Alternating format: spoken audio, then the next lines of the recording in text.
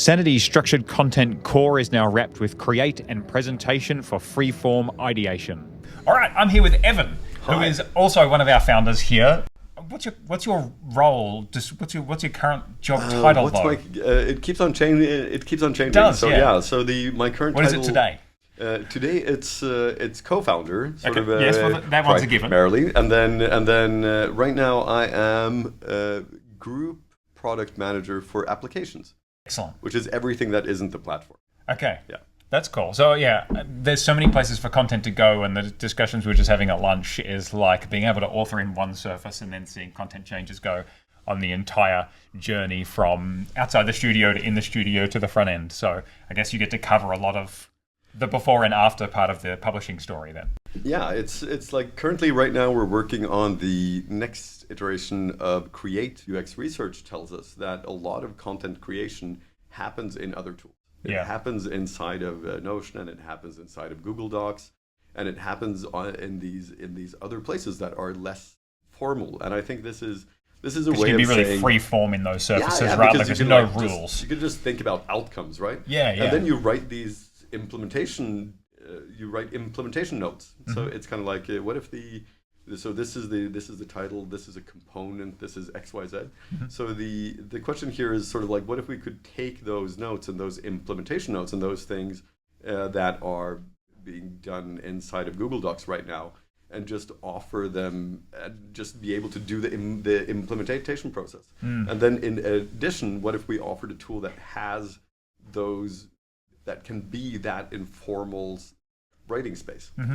It strikes me that there's still like the structured content core to the product, right? Definitely. So in the studio. Yeah. But the create process is this free-form process before going into the studio. Yeah. But then also your team's responsible for also like the page building, live preview, sort of the thinking about presentational concerns again. So I don't know, do you have thoughts on still being very structured at the center of the life cycle of that content, but also being able to have a free-form environment to create something, but also a very presentation-focused way to output that content on the other side? I think that's a very good sort of a question. I think that being able to structure content and for an organization to reason about what it knows, that's when you want that kind of formality.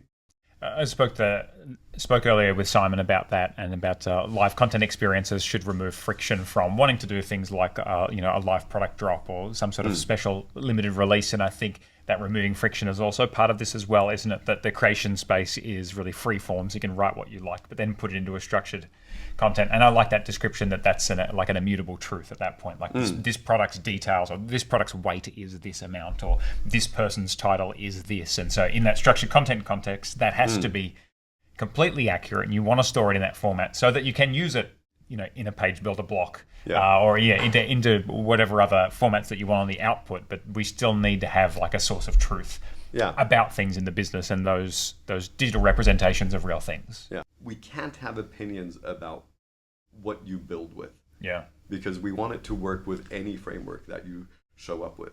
It has to be easy enough to do so that people can apply it to existing projects that are pretty large. Mm-hmm. And then you also want this low latency preview situation where you have this like very low latencies between the typing that's happening and the sort of preview.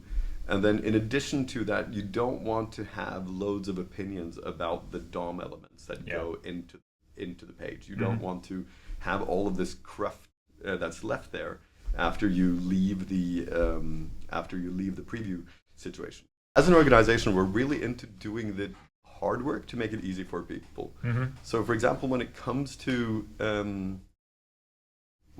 making an experience, like just clicking the thing on the page that you want to edit, like making that possible entails like threading the source of every field that's in a Grok query, like making content source maps that can tell you where everything came sort of from, and the ability to embed that information in strings to make it easier for people, and then using intent links and then making an overlay, and then making sure that the intent links, when you click on a thing, that you can actually an intent link can actually navigate to a sort of a document, and then traverse modals that are 3 layers Focus a deep. deeply nested field. Yeah. Exactly. Yeah. Like sort of like if there's a portable text with an array with a modal with another text in it with a modal inside of it, we will let you edit that thing simply by clicking on it where it's sort of present. And also however complex the projection that field came into the view from. And we will flatten all of that out and do that sort of work so that someone can click on a blue little square and be taken to the right field. Yeah.